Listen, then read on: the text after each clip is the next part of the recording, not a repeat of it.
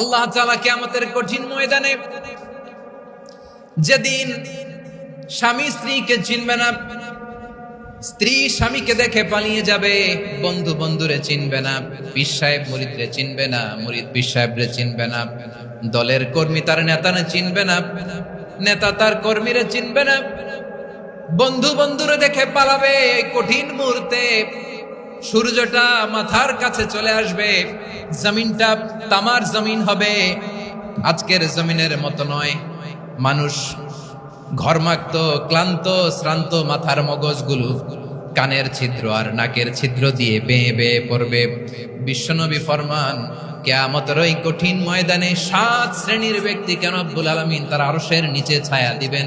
তার মধ্যে প্রথম শ্রেণীর ব্যক্তি হলো ইমামুন আদিল, যে ইনসাফের সাথে বিচার করে, যে জাস্টিস সমাজে সার্ভ করে, যে সুশাসন নিশ্চিত করে, ওই ইমামুন আদিল। আদিল শব্দটা বুঝছেন না? ইন্নাল্লাহা ইয়া'মুরু বিল আদল, পাইছেন?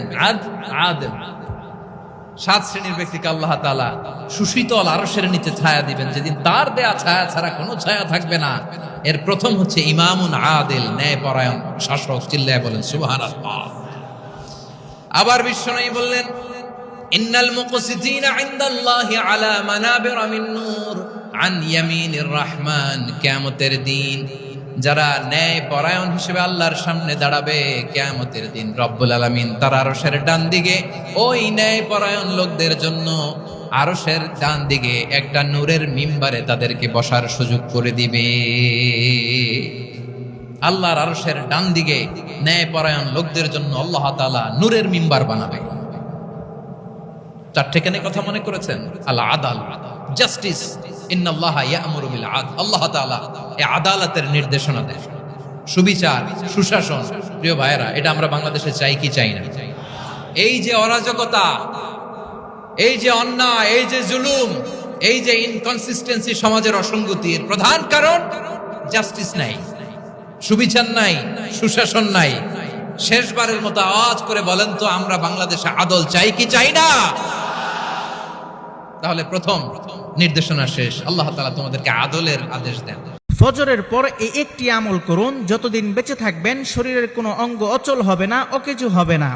সম্মানিত প্রিয় ভাই ও বোনেরা, মানুষের জীবনে সবচেয়ে বড় নিয়ামতগুলোর একটি হলো সুস্থ শরীর। শরীর ভালো থাকলে আমরা ইবাদত করতে পারি, কাজ করতে পারি, পরিবারকে সময় দিতে পারি।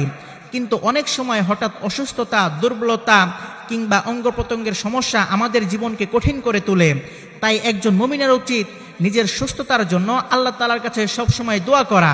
সুতরাং আপনি যদি ফজরের নামাজের পর একটি আমল করতে পারেন, ইনশাআল্লাহ শরীরের কোনো অঙ্গ অচল হবে না, অকেজু হবে না। আমলটি কিভাবে করবেন? ফজরের নামাজের পর জায়নামাজের মধ্যে বসে 3 বার এই দোয়াটি পাঠ করবেন। সেই দোয়াটি হলো, সুবহানাল্লাহিল আযীম ওয়া বিহামদিহি ওয়ালা হাওলা ওয়ালা কুওয়াতা ইল্লা বিল্লাহ। দোয়াটি আমি আবার বলছি, সুবহানাল্লাহিল আযীম ওয়া বিহামদিহি ওয়ালা হাওলা ওয়ালা কুওয়াতা ইল্লা বিল্লাহ। আপনি যদি এই দোয়াটি 3 বার পাঠ করতে পারেন, ইনশাআল্লাহ যতদিন বেঁচে থাকবেন আপনার শরীরের কোনো অঙ্গ অচল হবে না, অকেজু হবে না।